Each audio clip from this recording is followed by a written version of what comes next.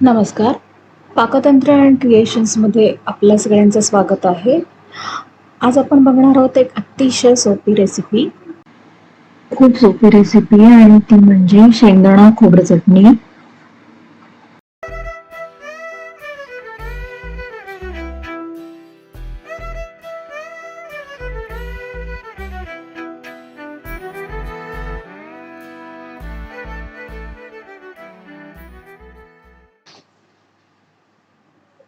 आज आपण करणार आहोत एक रोज वापरता येणारी अतिशय सोपी चटणीची पाककृती आणि ती आहे शेंगदाणा खोबरं चटणी. चला तर पाहूया ही कशी बनवायची आहे. प्रथम आपण 1 वाटी शेंगदाणे घ्यायचे, छान भाजून घ्यायचे.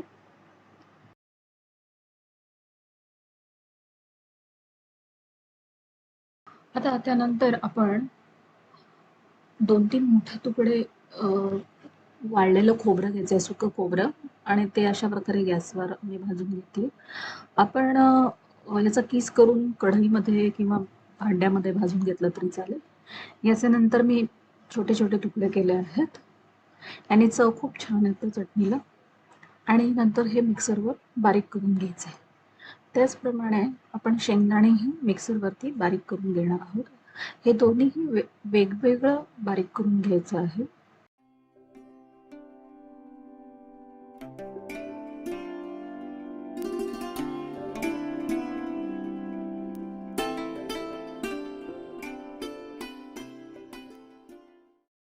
आता इथे आपलं खोबरं बारीक छान झालेलं आहे. ते एका भांड्यात काढून घ्यायचं.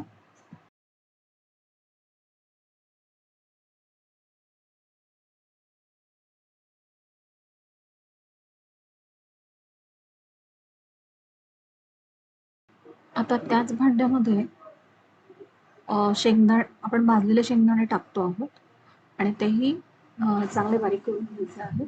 अगदी खूप पूड सारखी बारीक नाही करायचं. थोडेसे मोठे राहतील, किंचित दाताखाली आले तर चालतील, याप्रमाणे आपण शेंगदाणे बारीक करायचे आहे.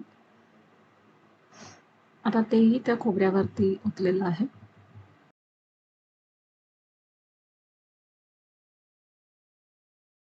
आता ह्याच्यामध्ये आपण लाल तिखटाची पूड घालत आहोत. 2 ते 3 चमचे पूड घातली आहे. आपल्याला जर का जास्त तिखट चटणी हवी असेल तर आपण ती पूड अजून वाढवू शकता. आणि चवीप्रमाणे मीठ घातलेलं आहे. जिरे थोडेसे गरम करून तेही मिक्सरवर भरड वाटून घेतलेले आहेत. आणि ही पिठी साखर किंचित चवीपुरती. तुम्हाला आवडत नसल्यास आपण ही स्किप करू शकता. आणि हे मिश्रण आता हाताने एकत्र केलेलं आहे. हे अगदी कोरडं पडू नये म्हणून ह्याच्यामध्ये 1-2 मोठे चमचे तेल घातलेलं आहे आणि ते परत एकत्र एकजीव केलेलं आहे. आणि अशा प्रकारे आपली छानशी ही खोबरं आणि शेंगदाण्याची चटणी तयार झालेली आहे. ही अतिशय रुचकर लागते खायला. तुम्ही जरूर करून पहा. आणि ह्याची एक टीप आपण अशी लक्षात ठेवू शकतो की शेंगदाणे आणि खोबरं एकत्र बारीक करायचं नाही. हे वेगवेगळंच बारीक करा आणि नंतर ते हाताने किंवा फार तर चमच्याने मिक्स करू शकता. नंतर त्याची चव अगदी छान येते.